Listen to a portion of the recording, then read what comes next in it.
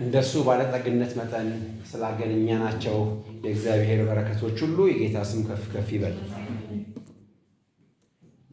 ከአንደኛ ዮሐንስ ትምህርታችን ላይ እውነትና ፍቅር በሚል ርዕስ የጀመርነውን ትምህርት በመቀጠል ምዕራፍ 5 ላይ ቁጥር 2 እና 3ን እንካፈላለን። ባለፈው ሳምንት ምዕራፍ 5ን ጀምረናል። ሙሉ ምዕራፉን አንብበን ነው የጀመርነው። ዛሬ ደግሞ የመጀመሪያዎቹን 3 ቁጥሮች አነበላችኋለሁ። ከዛ አጭር ጸሎት ከኔ ጋር እናደርጋለን። ክርስቶስ ነው ብሎ በኢየሱስ የሚያምን ሁሉ ከእግዚአብሔር ተወልዷል። ወላጁንም የሚወድ ሁሉ ከእርሱ የተወለደውን ደግሞ ይወዳል። እግዚአብሔርን ስንወድ ትእዛዛቱንም ስናደርግ የእግዚአብሔር ልጆች እንድንወድ በዚህ እናውቃለን። ትእዛዛቱን ልንጠብቅ የእግዚአብሔር ፍቅር ይህ ነውና፣ ትእዛዛቱም ከባዶች አይደሉም። የዛሬ ሳምንት የነበራችሁ እንደምታስታውሱት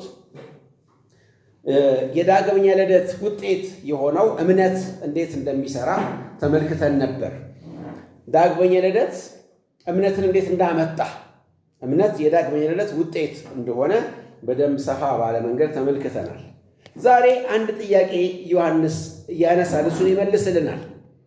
በምን እናውቃለን የሚሉ ጥያቄዎችን እናነሳለን። ለምሳሌ እኛ አመፀኞች የነበርን፣ በጨለማ የነበርን፣ በክፋትና በመቀየት የምንኖር፣ የምንጣላ፣ የምንጠላላ የነበርን ሰዎች ነን። አሁን ዳግመኛ የተወለድን ሰዎች መሆናችንን፣ ወንድሞቻችን የምንወድ መሆናችንን፣ እግዚአብሔርን እንደምንወድ በምን እናውቃለን የሚለውን ጥያቄ በዚህ ክፍል ላይ ዮሐንስ ይመልስልናል።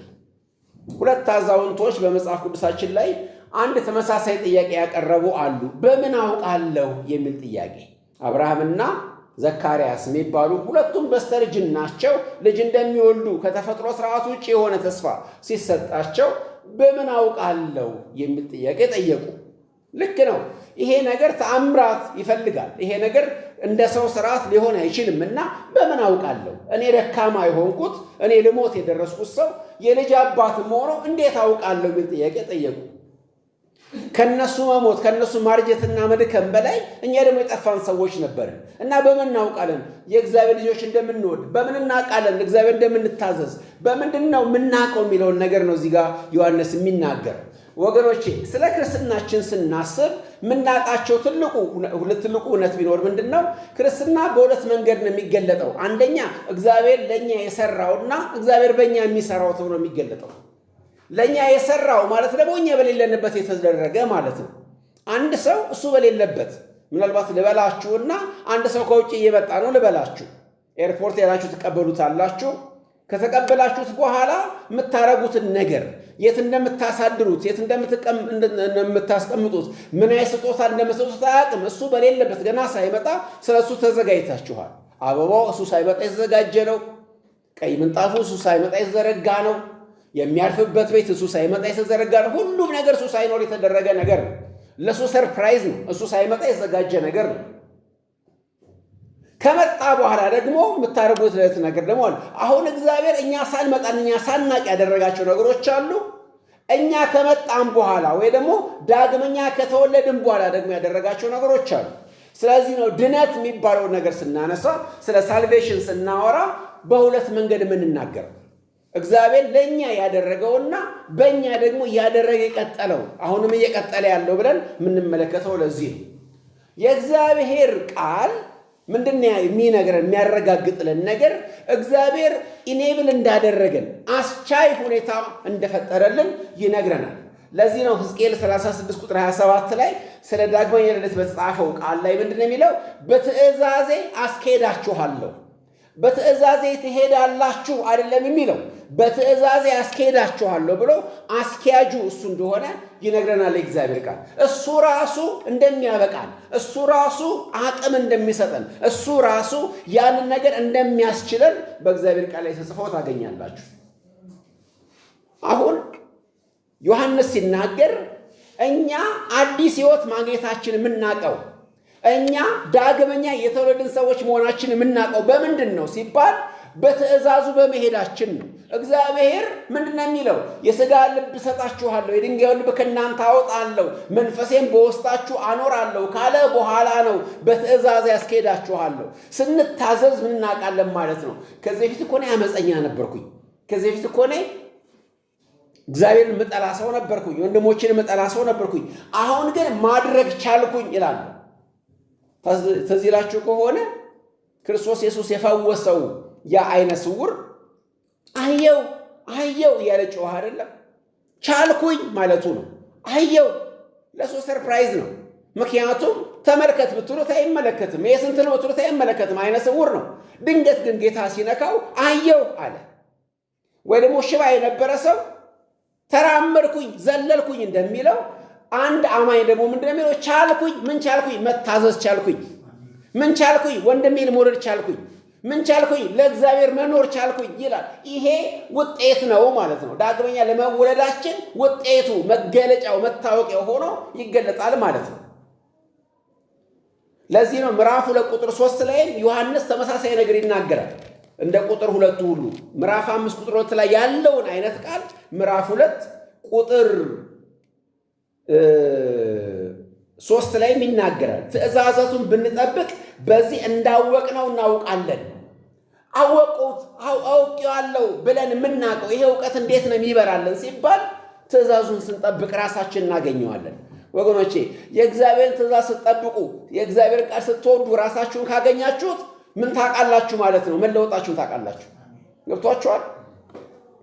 በምን አውቃለሁ የሚለውን ነው የሚመልሰው። አንዳንድ ሰው ግራ ይገባዋል። ድኛለሁ አላልኩም፣ አማኝ ነኝ አይደለሁም፣ በውስጥ ነኝ በውጭ ነኝ፣ የእግዚአብሔር ወገን ነኝ አሁንም ጠላት ነኝ። እንግዲያስ መልሱን ልንገርህ፣ እየታዘዝክ ነው? እየታዘዝክ ሆነ ወቅ በዚህ መታዘዝ የቻልከው ሌላ ነገር በአንተ ስለተደረገ ነው። ታሪክህ፣ ማንነትህ፣ ሕይወትህ ስለተቀየረ የታዘዝከው። በመታዘዛችን ነው የምናውቀው ውስጣችን እግዚአብሔር ያደረገውን እኛ ሳናቅ ለእኛ ያደረገውን። ዳግመኛ ልደት እኛ የተባበርነው ነገር ነው። ባለፈው ተባበለናል። ዳግመኛ ልደት ላይ አስተዋጽኦ የለንም። እኛ አይደለንም ምክንያት የሆነው ዳግመኛ ለመወለድ። እሱ ነው ሁሉን ነገር የጨረሰው። በእኛ ኮንሽስ ማይንድ የተሰራ ስራ አይደለም። እኛ ሳናቅ የተሰራ ስራ ነው። ነገር ግን እኛ ሳናቅ የተሰራውን በምን አወቅ ነው? በሚታይ ነገር አወቅ ነው። በምን? በመታዘዝ አወቅ ነው። ስንታዘዝ አንድ ነገር ገባን። በፊት እኮ እንደዚህ አልነበርኩም፣ አሁን ግን ሆኛለሁ ብለን አወቅን ማለት ነው። በፊት አመፀኛ ነበርኩ፣ አሁን ግን ያ ሰው እንዳለው በፊት አይነ ስውር፣ አሁን ግን ይሄን አውቃለሁ አይደል ያለው? ምንድን የተናገረው? እኔ በፊት አይነ ስውር እንደነበርኩ አውቃለሁ፣ አሁን ደግሞ እንደማይ አውቃለሁ። እናንተ የምትሉት ነገር አላውቅም አላቸው። የሰውየው እንትን ነው እንደዚህ አላውቅም። እኔ የማውቀው አንድ ነገር ነው። በፊት ማየት የተሳነኝ ሰው ነበርኩኝ፣ አሁን ደግሞ ጥርት አድርጋ ያለው ይሄን የማውቀው። ስለዚህ እኔ ደግሞ ስለ ራሴ ማውቀው ምድር በፊት አመፀኛ ነበርኩ፣ አሁን ግን እታዘዛለሁ። በፊት እግዚአብሔር ጠላ ነበር፣ አሁን ግን መውለድ ጀምሬያለሁ። ይሄ ሲሆን ምን ተደርጓል ማለት ነው? በእኔ ሕይወት ውስጥ ዳግመኛ ልደት የሚባል ነገር ተከናውኗል ማለት ነው። አንድ ነገር ኦከር አድርጓል፣ አንድ ነገር ተፈጽሟል በውስጤ። በምን አወቅኩ? ይኸው በመታዘዝ ያወቅኩኝ። ዳገት ነበር ለእኔ፣ አሁን ግን ታዘዝኩኝ። ስለዚህ በዚህ እናውቃለን። መጽሐፍ ቅዱስ ለዚህ ነው እግዚአብሔርን መውደድና መታዘዝን በአንድነት የሚሰፋቸው። ለዚህ ነው ታውቃላችሁ። ዮሐንስ 14 ቁጥር 23 ላይ ጌታችን ምንድን ያለው? ብትወዱኝ ትእዛዜን ጠብቁ። ጌታን መውደድና ትእዛዙን መፈጸም የተያዙ ጉዳዮች ናቸው። ይሄ ለእኛ ብቻ አይደለም፣ ለራሱ ለክርስቶስ ኢየሱስም እውነት ነበር። እንደዚህ ይላል ዮሐንስ 15 ቁጥር 10 ላይ ራሱ ስለ ራሱ ሲናገር እኔ የአባቴን ትእዛዝ እንደምፈጽም በፍቅሩም እንደምኖር፣ በፍቅሬ ብትኖሩ ትእዛዜን ትፈጽማላችሁ። ልብ በሉ፣ ክርስቶስ ለራሱ ይነግረናል። የአብን ትእዛዝ መፈጸመው ለምንድን ነው? በፍቅሩ ስለምኖር። በፍቅሩ ስለምኖር ይኸው እየታዘዝኩ ነው። ስለዚህ እናንተ ብትታዘዙኝ በፍቅሬ እየኖራችሁ ነው ብሎ ጌታ ያስቀምጣል ማለት ነው። ስለዚህ አንድን ነገር መውደዳችን የሚረጋገጠው ለዚያ ነገር በምንከፍለው ዋጋ ነው። አሁን እግዚአብሔር እንድንወድ ተደረግን።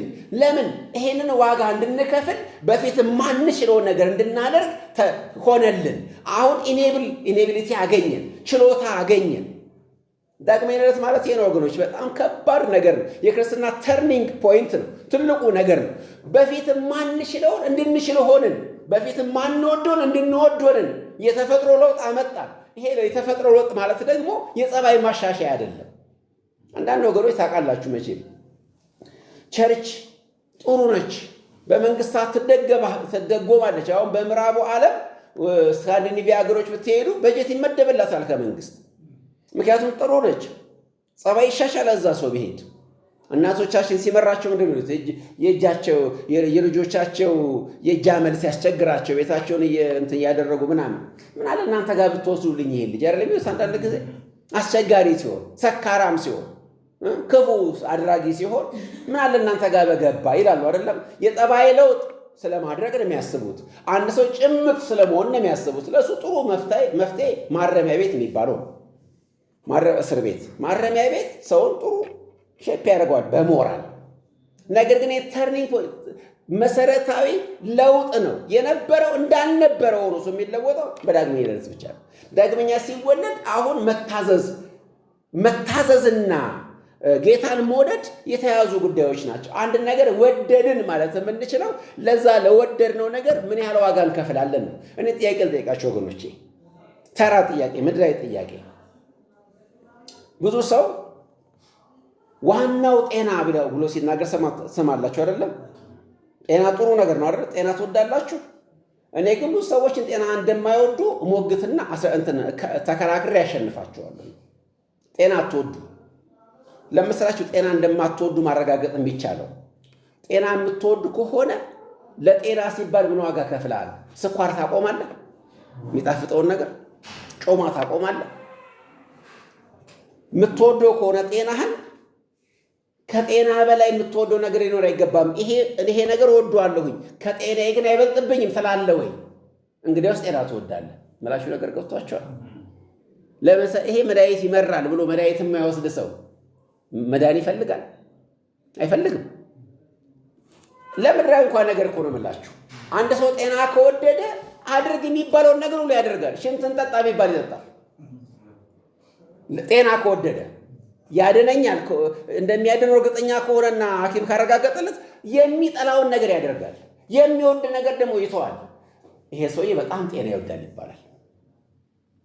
እኔ ልጆቼን መሞግታቸው ብዙ ጊዜ ለምን መታመም የምትወዱት ለምን ጤና የምትጠሉት እላቸዋለሁ።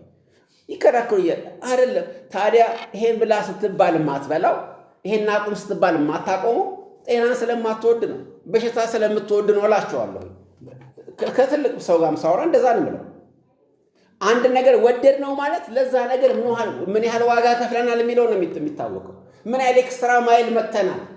አለበለዚያ አልወደድ ነው ማለት ግማሽ ማይል በመሄድ ፍቅር አይገለጥም። ሙሉ እስከ መጨረሻው እስከ ጥግ በመሄድ ነው ፍቅር የሚገለጠው። እስከ መጨረሻው ፖይንት በመሄድ ነው ፍቅር የሚገለጠው። ሰውን ስንወድም ጌታን ስንወድም ነገሮችን ስንወድም ለወደድነው ነገር ያለንን ነገር ሁሉ የምንከፍል ካልሆነ በስተቀር ፍቅራችን የእውነት አይደለም። እዚህ ቦታ ላይ ስለ መታዘዝ ስታስቡ እስኪ ክርስቶስ ኢየሱስን እንደ ምሳሌ እንውሰደው። ዮሐንስ 4:20 ላይ እንደዚህ ይለናል፣ የኔ መብል የላከኝን ፈቃድ ማድረግ ነው። የእግዚአብሔርን ትእዛዝ እንደምንድን ነው ክርስቶስ የሚወስደው? እንደ መብላት ያስደስታል። መብላት የሰው ልጅ ደስታ ነው። በምድር በስጋ የተገለጠ ትልቁ ደስታ መብላት ነው። በመብላት መደሰት ነው። እና ይሄንን ክርስቶስ ኢየሱስ ምንድን ነው የሚለው? የአባቴን ፈቃድ ማድረግ ለእኔ እንደ መብል ነው፣ ደስ ይለኛል። የአባቴን ፈቃድ ሳያደርግ በደስታ ለማድረገው። ሰው ምግብ ሲበላ በደስታ ምናልባት እየተሻማ እንደሚበላው እየሰረቀም እንደሚበላው ሁሉ ፈቃዱንም ማድረገው በዚህ ደረጃ ነው ይላል። ያ ፈቃዱ ምንድነው ብትሉ ለመሞት ያውም ለመስቀል ሞት መሰጠትን ለመስቀል ሞት መሰጠትን ክርስቶስ እንደ እንጀራ ነው መወደው ይላል። ለምን? አባቴን ስለምወድ። ስለዚህ መውደድና መታዘዝ፣ መውደድና ለእግዚአብሔር መኖር የተያዙ ጉዳዮች ናቸው። ሊነጣጠሉ አይችሉም። እወደዋለሁ አባቴን በምን ታውቃለህ? ይሄው ፈቃዱን እፈጽማለሁ። ፈቃዱን ደግሞ የምፈጽመው በምንድን ነው? በደስታ ነው የምፈጽመው። ልክ እንደ ምግብ ቆጥሬው ነው የምደሰተው።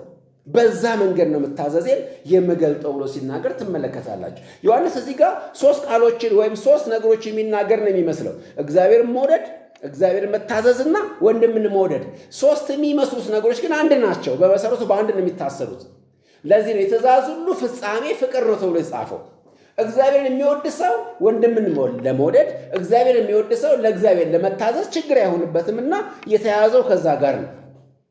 ለዚህ ነው ትእዛዚቱን ሲያስቀምጣት ክርስቶስ ኢየሱስ በሁለት አስቀምጦታል። ታውቃላችሁ በማቴዎስ 22 ከቁጥር 37 እስከ 40 ስትመለከቱ ትእዛዚቱን ፊተኛይቱና ኋለኛይቱ ወይም አንደኛዋና ሁለተኛይቱ በሚል አስቀምጦታል ክርስቶስ።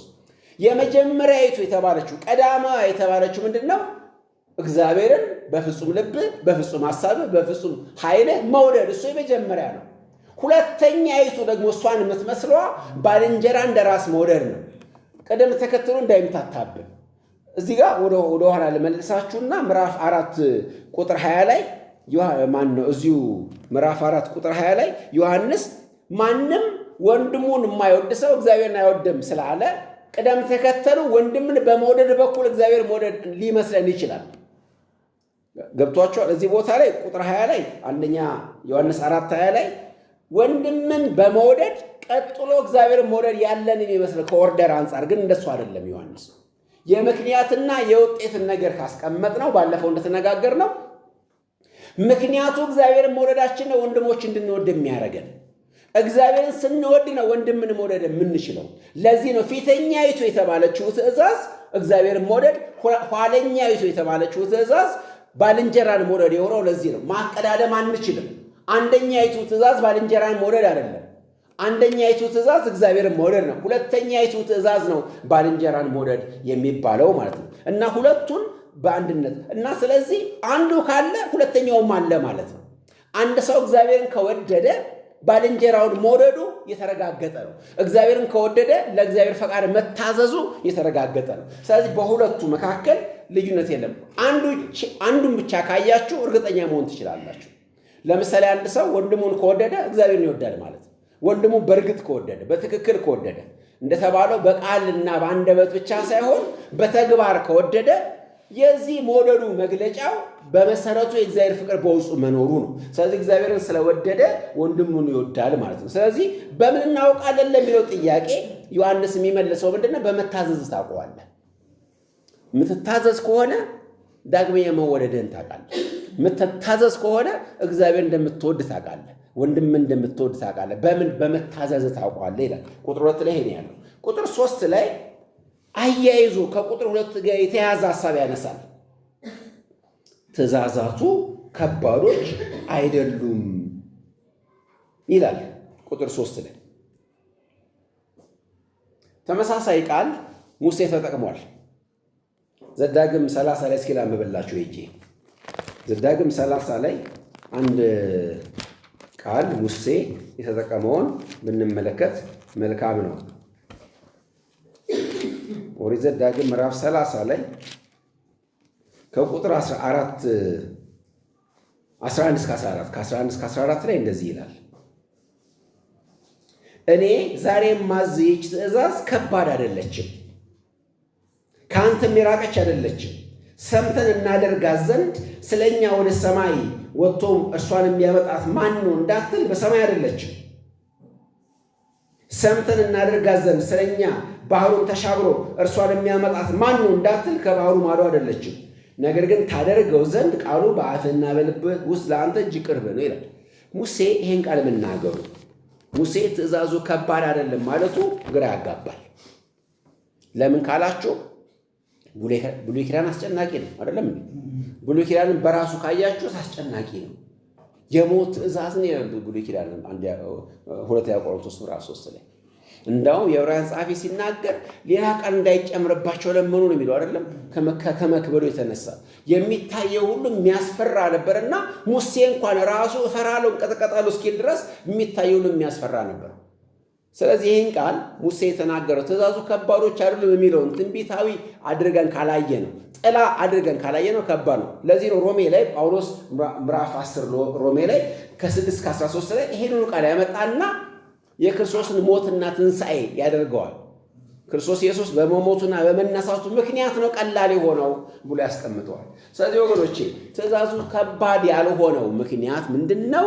በዳግመኛ ልደት ምክንያት ነው። ለዳግመኛ ልደታችን ምክንያት የሆነው ደግሞ የክርስቶስ ኢየሱስ መሞትና መነሳት ነው። ሁለቱም በአንድነት ካላየነው በስተቀር ያሳስተናል። አሁን ወደ ኋላ እንመለስ። ትእዛዙ ከባድ አይደለም የሚለው ቃል ዮሐንስ ሲያስቀምጥ ሚስ አንደርስታንድ እንዳናደርግ ያስፈልጋል። የእግዚአብሔር ትእዛዝ ከባድ አይደለም ማለት ዋጋ አያስከፍልም ማለት አይደለም። በመጀመሪያ ምን ማለት እንዳልሆነ እንነጋገር። ትእዛዛቱም ከባዶች አይደሉም ሲል ዮሐንስ ምን እያለ አይደለም። ትእዛዛቱ ከባዶች አይደሉም ማለት ክርስትና እኮ ማለት እኮ ተሰብስቦ የሆነ አዳራሽ ውስጥ መጨፈር ነው እያለ አይደለም ዮሐንስ። ትእዛዞቹ ከባዶች እኮ አይደሉም ያለው የሆነ ቦታ ስም ማስመዝገብና ዳግም ተወልጃለሁ እያሉ ዝም ብሎ እንደ ልብ መኖር አይደለም። እንደሱ እያለ አይደለም ዮሐንስ። ሚስ አንደርስታንድ እንዳታደርጉ። ትእዛዞቹ ከባዶች አይደሉም ማለት ክርስትና ምንም የሚጠበቅብን ነገር የለም ማለት ነው አይደለም። ራሱ ዮሐንስ ላይ እንኳን ብትመለከቱ ነፍስን ለወንድም አሳልፎ እስከ መስጠት ድረስ ይጠበቅብን ትእዛዙ ይቆም። ለወንድም ስትል ለባልንጀራ ስትል ሙት ይላል ትእዛዙ። ይሄ ቀላል ነው? ከባድ ነው። ከባድ ነው። ትእዛዞቹ ቀላሎች ናቸው የሚለውን ነገር በተሳሳተ መንገድ እንዳንወስደው ወገኖቼ። ዋጋ አያስከፍልም ክርስትና ማለት እንዳልሆነ ልነግራችሁ እፈልጋለሁ። ትእዛዞቹ ከባዶች አይደሉም ማለት ክርስትና ማለት ዝም ብሎ የሆነ ተራ ነገር ነው ማለት አይደለም። ቺፕ ግሬስን የሰበከ አይደለም ዮሐንስ። አሁን እንደዚህ አይነት ትምህርቶች አሉ። ክርስትናን ዝም ብሎ የርካሽ ጸጋ ትምህርት የሚያደርጉት ክርስትና እንደ ልብ የምትቦራጨቅበት ኩሬ አድርገው የሚሰብኩ ሰዎች በጣም በርካቶች ናቸው በዚህ ዘመን። ምንም ችግር የለውም እንደፈለግ ተመላለስ የሚል ስብከት የሚሰብኩ ለኃጢአት ላይሰንስ የሚሰጡ ሰዎች አሉ። ይህን ማለቱ አይደለም ዮሐንስ ትእዛዙ ከባዶች አይደለም ማለት። ትእዛዞቹ ከባዶች ናቸው፣ ዋጋ ያስከፍላሉ። ምናልባት በሌላ መንገድ ልንገራችሁ። ይሄንን ሰይጣን አንፈራው። እኔ ሰይጣን አልፈራው። እንደውም ብዙ ጊዜ እናገራለሁ። በብዙ ቦታዎች ላይ ካገለገልኩ በኋላ አንድም ወርድ ጸሎት አለላለሁ። ምንድነው ካገለገለ በኋላ እንዳይበቀለ ውጪ ወጥቶ ምናምን ብሎ ሲጸልይልኝ አልፈልግም ይሄን ጸሎት እላለሁ። ምክንያቱም ሰይጣን ሊበቀለኝ አይችልም። አይፈልግም አይደለም፣ አይችልም። በቀል እግዚአብሔር ነው። የሰይጣን አትስጡት ለሰይጣን። በቀል የኔ ነው ያለ እግዚአብሔር ነው። ሰይጣን ሊበቀለኝ ይችላል የሚል ፍርሃት የለብኝም። ጉዱም ብዘገዝክ ስረቅጠው ብሆን ሊበቀለኝ አይችልም። ያ ማለት ሰይጣን አቅመ ቢስ ነው ማለት ነው አይደለም። ሰይጣን አንፈራም ማለት ሰይጣን አቅም የለውም ማለት ነው ጥልቁስ ገብቷል ማለት ነው አይደለም። ሰይጣን አቅም አለው። አሁንም አክቲቭ ነው። አሁንም ይሰራል። ዓለምን እየገዛ እያተራመሰ ነው ያለው። ነገር ግን ቀላል ነው የምለው በሌላ መንገድ ነው። ያንን ነገር ካላወቁኝ በራሴ ከመሰለኝ ይሸወዳለሁ ማለት ነው። ሰይጣን የቀለላቸው በራሳቸው የመሰላቸው ሰዎች ጉድ ሰርቷቸዋል። ታውቃላችሁ አይደለም? ሰይጣን ተራ ነገር የቆጠሩ ሰዎች አቅሙን አሳይቷቸዋል። ይሄን ነገር ሳስብ እስራኤላውያን ያደረጉትን ሁለት ነገር ልንገራችሁ። የእግዚአብሔር ትእዛዝ ቀላል ነው።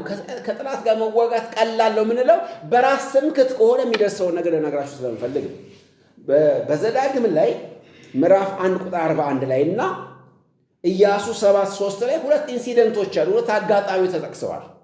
ሁለቱ አጋጣሚዎች ምንድናቸው ብትሉ ሙሴ እንደዚህ ይላቸዋል፣ ወደ ተራራማው ሀገር መውጣትን ቀላል አደረጋችኋት፣ ከዛስ በኋላ አሳደዷችሁ፣ መቷችሁ ይላል። ለምን? ቀላል የመሰላቸው በራሳቸው ተማምነው ነው። በኢያሱም ላይ ደግሞ 2000-3000 ሰው መላክ ይበቃል፣ ቀላል ነው ብለው ወደ ጋይ መሄድን አቃለሉት። ከዛስ በኋላ ከማታ እስከ ማታ መቷቸው ይላል። ወገኖቼ ሰው በራሱ ተመክቶ ጠላትን ካቃለለ፣ ሰው በራሱ ተመክቶ ምንም ማለት አይደለም ካለ፣ ትምክቱ ራሱ ላይ ከሆነ ወገኖቼ ከባድ። ክርስትና ቀላል ነው፣ ትእዛዞቹ ቀላል ነው ማለት በራሱ ቀላል ነው ማለት አይደለም። ይሄን ተረዱ። ሃይማኖተኛ የሆኑ ሰዎች ለምሳሌ ሉቃስ 18:11 ላይ ያለው ሰው በራሱ ነው የተመካው። ልብ በሉ። እንደ ሌላው ሰው ስላልሆንኩኝ በሳምንት 2 ስለምጾም አስራቴን ስለማወጣ እንደዚህ ቀራጭ ሰው እንደዛ መንዝራ ስላልሆንኩኝ ብሎ በራሱ ተመካ። በራስ ትምክህት ከሆነ ቀላል የምናደርገው ዋጋ እንከፍላለን፣ ዋጋ ያስከፍላለን። ከባድ ነው። በምሳሌ 14 ቁጥር 16 ላይ አንድ ቃል አለ። ሰነፍ ራሱን ታምኖ ይኮራል የሚል ቃል። ራሳችንን ታምረን ከሆነ የምንኮረው በጣም አደገኛ ነው፣ ከባድ ነው። ትእዛዙ ቀላል ነው ማለት ትእዛዙ ምንም ማለት አይደለም ማለት አይደለም። አንድ ምሳሌ ልስጣችሁ።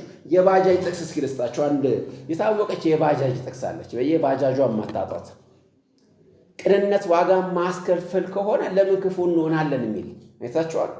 መስሏችኋል? ያየ ሰው አይታችኋል? ቅንነት ዋጋ ማስከፈል ከሆነ ለምን ክፉ እንሆናለን? ዋጋ ያስከፍልም ያለው ማን ነው ነው ጥያቄ። ቅንነት ዋጋ ያስከፍልም ያለ ሰው አለ? ዋጋ ያስከፍላል። የገዛ ነፍስን ሳይቀር ያስከፍላል። ገንዘብን አይደለም ነፍስን ሳይቀር ያስከፍላል። ስለዚህ ሰዎች ለምን ክፉ ይሆናሉ? ከባድ ስለሆነ ትእዛዙ። በውጭ ላለ ሰው ትእዛዙ ቀላል ነው? በፍጹም አይደለም። በጣም ከባድ ነው። በፍጹም አይችሉትም። ለዚህ እኮ ነው የሃይማኖት መምህራን ራሳቸው በጣታቸው ማይነኩትን ነው በሰው ጫንቃ ላይ የሚያሸክሙት። ከባድ እኮ ነው፣ ይታወቃል። አያደርጉትም። አንድም ነገር አያደርጉም። ከሕጉ ከትእዛዙ አንዲቷን አይፈጽሙም። በሰው ጫንቃ ላይ ይጭኑታል። ምክርና ውጢ ለሰጪው ይባል ነገር አለ አይደል? ለሰጪው ቀላል ነው። ይሄ በዓለም ሲታይ እንደዛ ከባድ ነው። ዝም ብሎ መስጠት አይደለም፣ ከባድ ነው። ለዚህ እኮ ነው ማይነኳት በጣታቸው ከባድ እንደሆነ ይታወቃል። ስለዚህ ብቻህን ከሆንክ ሰው ብቻ ከሆንክ ከባድ ነው።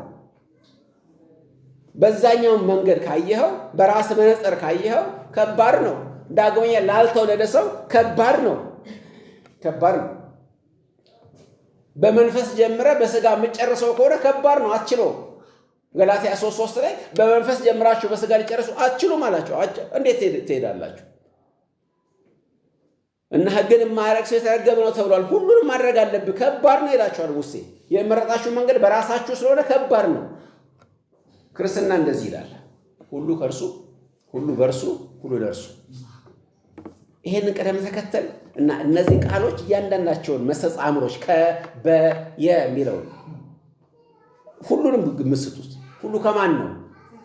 አንዳንድ ሰዎች ሁሉ ከእርሱ ነው፣ በእኛ ነው፣ ለእርሱ ነው ይላሉ። ወይ ደግሞ ከእርሱ በእኛ ለእኛ ሊሉ ይችላሉ። አንዷ ላይ ከጨመራችሁ የራሳችሁ ካደረገ አንዷን ቅጥል ካወጣችሁ ተሳሳታላችሁ። ከእርሱ ነው፣ በእርሱ ነው፣ ለእርሱ ነው። ስለዚህ የኛ የሚባል ነገር አለ እዛ ውስጥ። የመጣው ከእርሱ ነው፣ የሚደረገው በእርሱ ነው፣ የሚቀርበውም ለእርሱ ነው።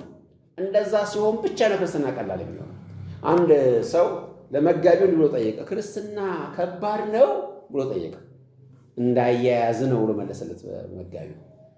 አንድ ነገር ከባድና ቀላል የሚያደርገው እስኪ መድራዊ ምሳሌ ብጠቀም፣ ለምሳሌ አንድ ዕቃ ስትሸከሙ በትክክል የሆነ ለሸክም እንደሚመች ካደረጋችሁት ሰው 100 ኪሎ መሸከም ይችላል አይደል? አላያችሁም? 100 ኪሎ ተሸክሞ ሲሄድ። ነገር ግን ዝርክርክ ከሆናችሁ ግን 10 ኪሎ መሸከም አትችሉም። 10 ኪሎ ዞ ሜዳ አይቻልም ከተዝረከረከ። እንዳያያዝ ነው ማለት ነው። 100 ኪሎ መሸከም የሚችለው ሰውዬ 10 ኪሎ ሊከብደው ይችላል። አሸካከሙን ልክ ክርስትናንም እንዴት ነው የምትይዘው ነው። ከእርሱ በእርሱ ለእርሱ በሚለው ቅኝት ነው ወይስ ራስን ታስገባለህ እዛ ውስጥ? እዛ ከሆነ ከባድ ነው። ክርስትና ከባድ መሆኑን እስኪ በመጀመሪያ ከቅለቱ በፊት እስኪ ከባድነቱ ላሳያችሁ። ክርስቶስ ኢየሱስ እንደዚህ ያለ ለቀደሙት እንዲህ እንደተባለ ሰምታችኋል፣ እኔ ግን እላችኋለሁ አላከበደውም እንዴ? ከሴት ጋር መተኛት ብቻ አይደለም፣ ወደ ሴት አይቶ መመኘትም ራሱ አይፈቀድም።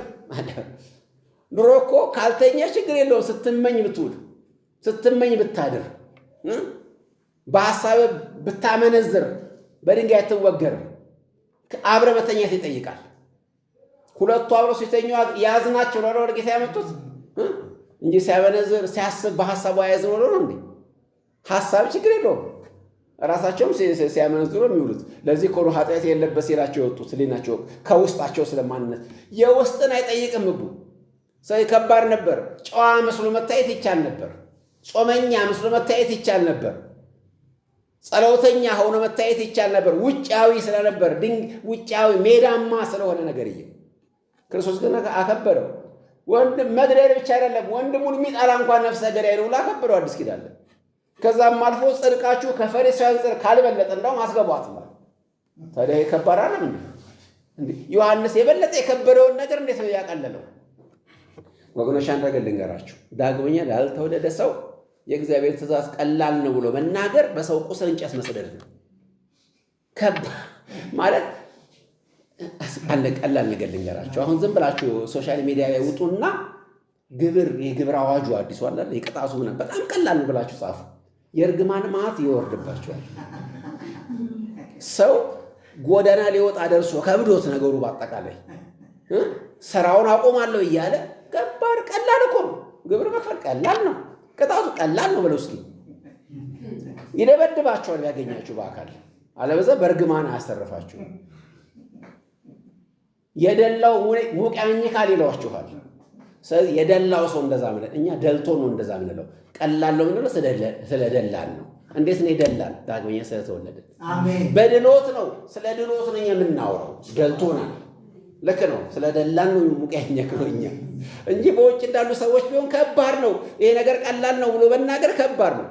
ልበላችሁና ሰፈር ውስጥ ከዛሬ ጀምሮ ለሰፈራችን ጽዳት በእያንዳንዱ ቀን 1,000 ሺህ ብር ከእያንዳንዱ ቤት ይዋጣ ሲባል ምን አላት 1 ሺህ ለምን 10 ሺህ አይሆንም ብላችሁ ተናገሩ እስኪ።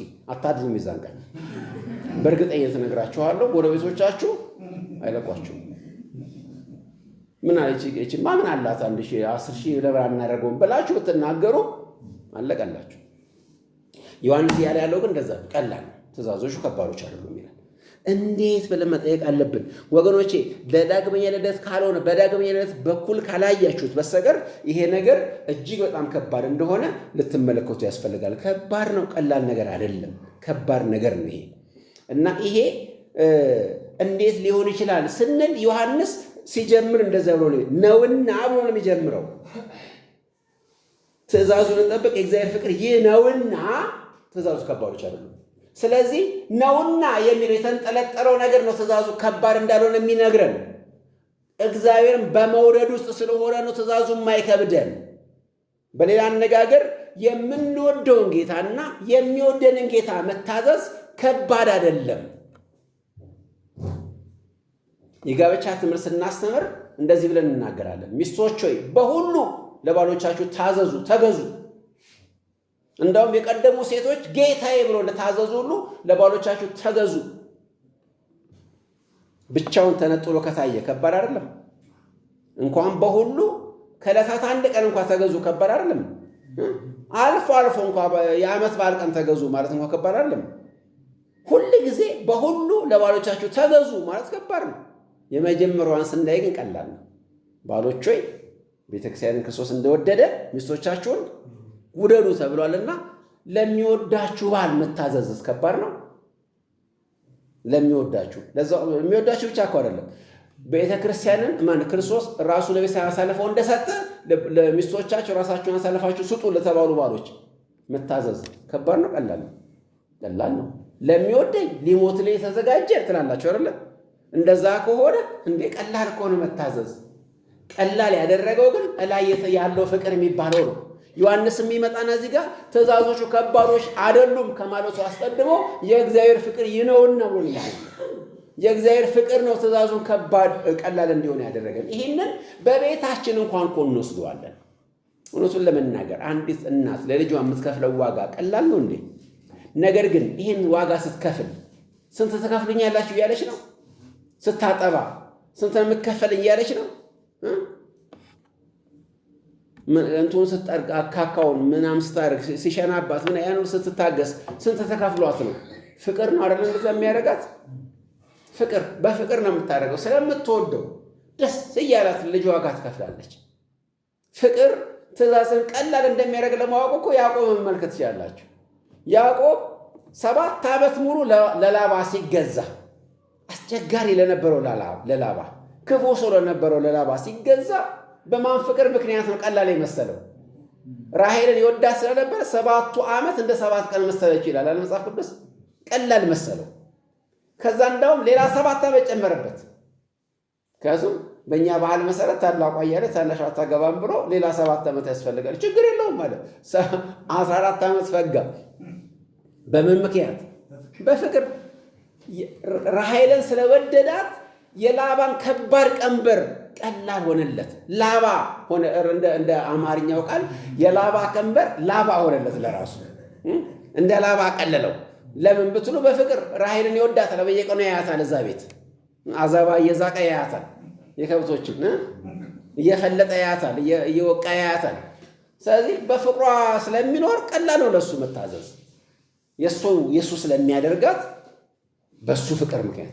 ስለዚህ የሴት ፍቅር እንኳን እንደዚህ ነገሮችን ቀላል ካደረገ እግዚአብሔርም ሆነ ዘላለማዊ በሆነ ፍቅር ውስጥ ካላችሁ ደግሞ ትእዛዙ በጣም ቀላል ነው ማለት ነው። ወገኖች እዚህ ጋር አንድ ነገር ልጨምርላችሁ። የትእዛዙ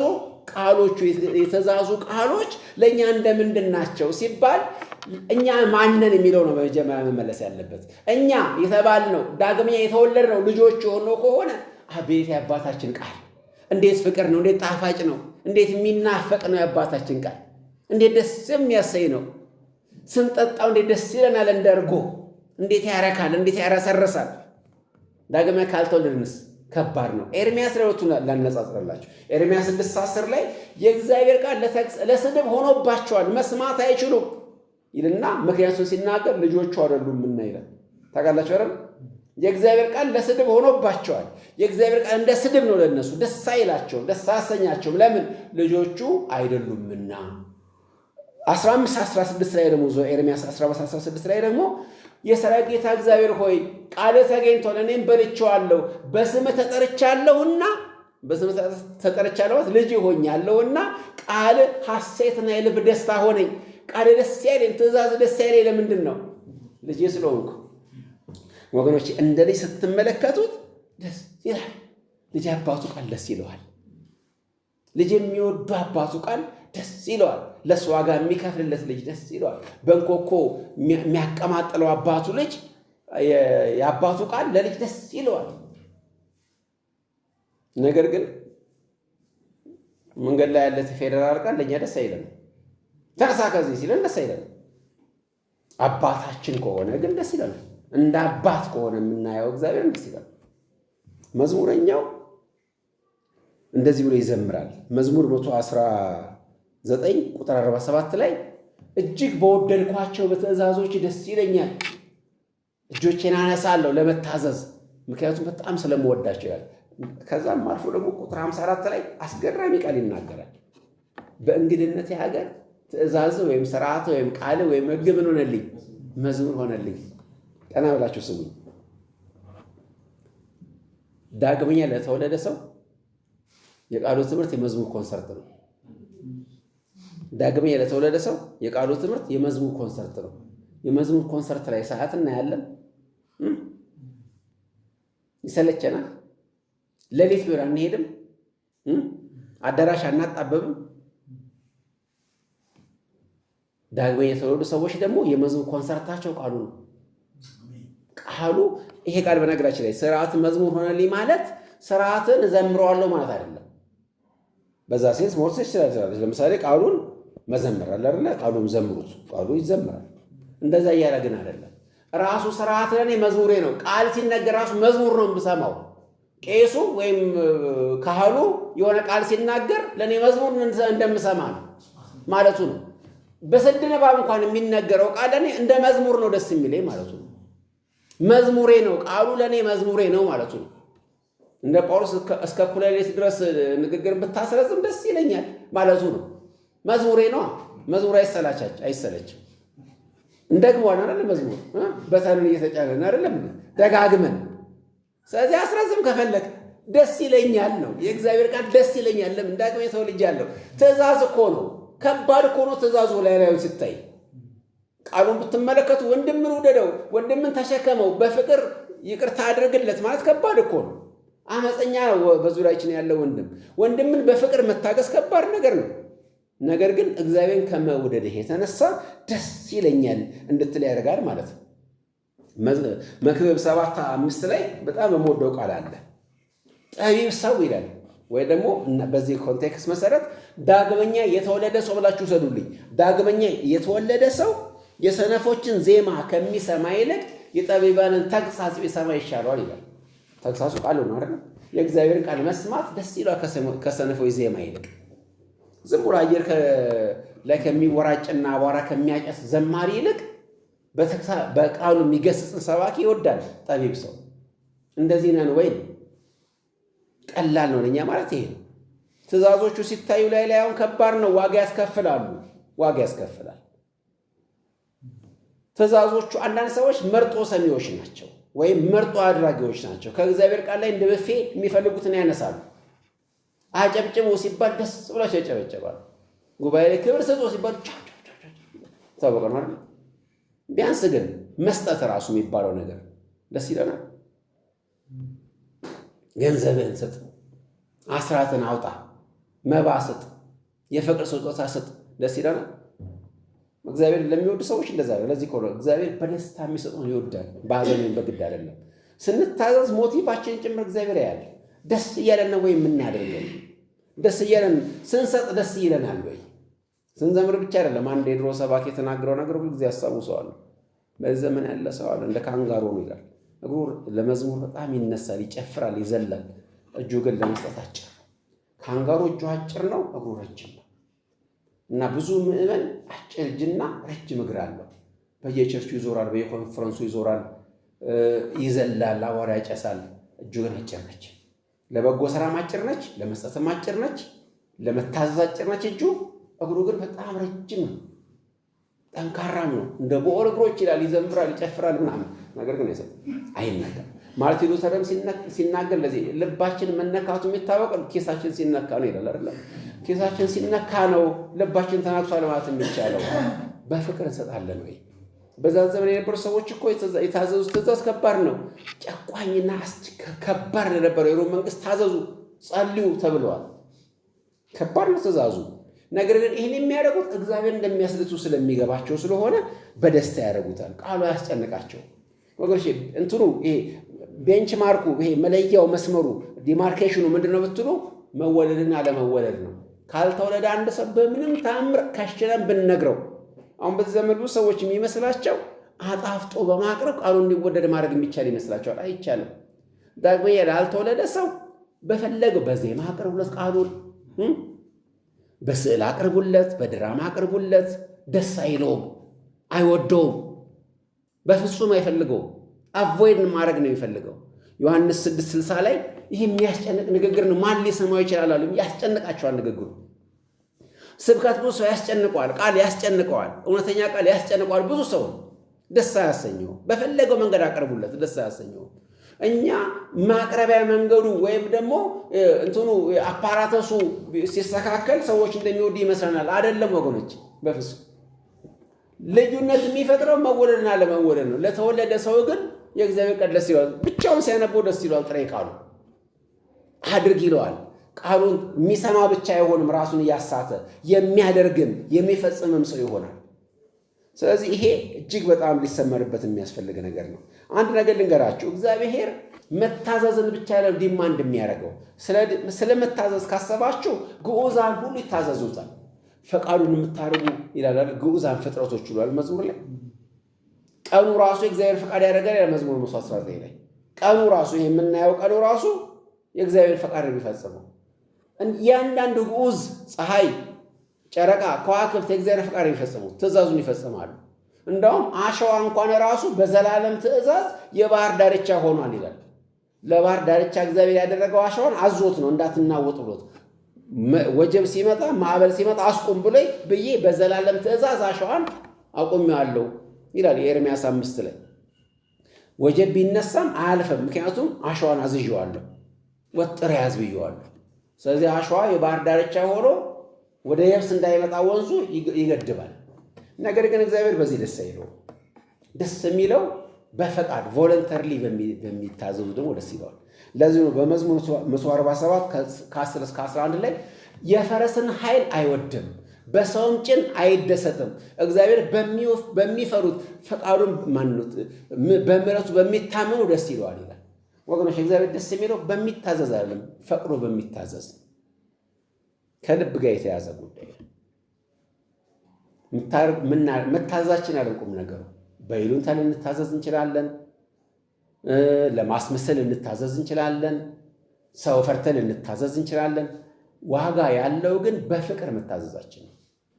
መጽሐፍ ሁሉ ጊዜ የሚገርመኝ ቃል አለ። በብዙ ሺህ ብር የሚቆጠር ብር ያቀረቡ ባልና ሚስቶች ተቀሰፉ። አንድ ሳንቲም ያመጣችው መበለት ግን ተባረከች፣ ተመሰገነች። አይደለም? ከምን ጋር የተያያዘ ነው? ሁለቱ ባልና ሚስቶች ሐናና ሰጴራ ያቀረቡት ገንዘብ የዛችን መበለት የስንት ዓመት በጀት ይሸፍናል? ያመጡት ቢሸጠው ግማሹን አመጡ። አይደለም? አልተባረከም። እግዚአብሔር ደስ አላለ። እነሱም አልተባረኩም፣ በሞት ተቀጡ። ያቺን መበለት 2 ሳንቲም ያመጣች ምንም የማትገዛ። እግዚአብሔር ልብን የሚያየው እንዴት ነው የምንታዘዘው ነው ትልቁ ነገር። እቺ ብቻ ልናገርና ልጨርስ። ትእዛዙን ቀላል የሚያደርግልን አንድ ነገር ቅድም ስለ መድላት ተናግሬያለሁ። ባለጸጋ ስትሆኑ በሕይወት በሕይወታችን ስናድግ ነገሮች ቀላል ይሆኑልናል። ዮሐንስ 10:10 ላይ እኔ ሕይወት እንዲሆንላቸው እንዲበዛላቸው መጣሁ ይላል። ሕይወት እንዲሆንልን ብቻ ነው፣ ሕይወት እንዲበዛ። ሕይወታችን ሲበዛ መታዘዝ ቀላል ነው ለኛ። በመታዘዝ ማደግ የሚባል ነገር አለ። በጸጋ ማደግ የሚባል ነገር አለ። በክርስትና ሕይወት ውስጥ ማደግ የሚባል ነገር አለ። ላደጉ ሰዎች መታዘዝ ቀላል ነገር ነው። ሲምፕል ነው። ቀደም እንዳልኳችሁ አዋጡ ሲባል ሚሊዮን ብር ያለው ሰውዬ 10 ብር ሲባል ምንም አይመስለውም። ሕይወት ከበዛ መታዘዝ ቀላል ነው። ድሃ በቅንጥብጣቢ የሚኖር ግን አድርግ ሲባል ይጨንቀዋል፣ ይከብደዋል። ስለ ክርስትና ነው የማወራው። ክርስትና ሕይወታችን ካደገ መታዘዝ ቀላል። አንድ ነገር እናነጻጽራለን። የተቀበልነው ይበልጣል፣ ስጡ የምንባለው ይበልጣል። አድርጉልኝ የሚለን ነገር ይበልጣል እግዚአብሔር ወይስ ያደረገልን ይበልጣል? ትእዛዙን ቀላል የሚያደርገው ይሄ ነው። ያደረገልን ነገር ስለምናስብ እንደው ምን ይላል? ላደረገልኝ ምን እመልሳለሁ አይደለም የሚለው ያንስበታል ይላል አይደለም። ስለሚያንስበት እድሜን በሰጠው ያንስበታል፣ ዘመኔን በሰጠው ያንስበታል፣ ያለኝን በሰጠው ያንስበታል፣ የሆዴን ፍሬ በሰጠው ያንስበታል የሚል ሰው የተቀበለው የገባው ሰው ትእዛዙ ቀላል ነው ማለት ነው። ሁልጊዜ ማነሳት አንድ ተራ ምሳሌ አለች። አንድ ሰው መኪና ገዛላችሁ ልበል እና አንድ ቀን የሆነ ቦታ ራይድ እንሰጡት ለመናችሁ፣ እባክህ የሆነ ቦታ አድርሰኝ አላችሁ። ምን ይሰማችኋል? መኪናውን የገዛላችሁ እሱ። አንድ ቀን ግን እዚች ቦታ እባክህ አድርሰኝ ብሎ ለመናችሁ ለአንድ ቀን። ኧረ በደስታ በቋሚነት ለምን ሁልጊዜ አላገለግልም አትሉትም? እዚህ ጋር ማድረስ አይደለም በየቀኑ ጧት የመጣውን ስራ ቦታ ላደርስን ማታ ለምን አልመልስልን ትሉታላችሁ። ምክንያቱም ካደረገላችሁ ጋር መኪናውን ያህል ነገር ሰጥቷችሁ አንድ ቀን ራይድ ቢጠይቃችሁ ትልቅ ነገር ነው። እግዚአብሔር ሕይወቱን ያህል ነገር ክርስቶስ ሰጥቶን ወንድምን አጠገብ ያለውን ውደደው ማለት ከባድ ነገር ነው። ስለዚህ ይሄ ሲገባን ትእዛዞች ቀላሎች ናቸው። እንደዚህ እኮ ያሉ በዓለም ሀገሬ ምን አደረገችልኝ አትበል፣ ምን አደረግኩልህ አትበል አይደለም የሚሉት በዓለም እንኳን አየሯን እየተነፈስክ ፀሐዩን እየሞክ በወንዟ በተራራዋ ምናምን እየቦረክ ለሀገር ያደረክላት እኮ ትንሽ ነው ይላል አይደል? በሀገር እንኳን ስሜት ካያችሁት ብሔራዊ ስሜት ይቆሰቁሳል። እንደዚህ አይነት ብሎ መናገር ራሱ ሀገር ያደረከችልህ ይበልጣል ለሀገር ከምታደርግላት በላይ ብትሉት አንድ ዜጋ እውነት ነው ይላችኋል። በአፈሯ ፈጭቼ ምናምን በውሃ ተራጭቼ የሚለውን ዘፋኝ መስማት ነው እንግዲህ ቀላል። ክርስትና ደግሞ ከዚህ በላይ የተደረገልን ይበልጣል። ስለዚህ ትእዛዞቹ ከባዶች አይደሉም። እንጸልያለን።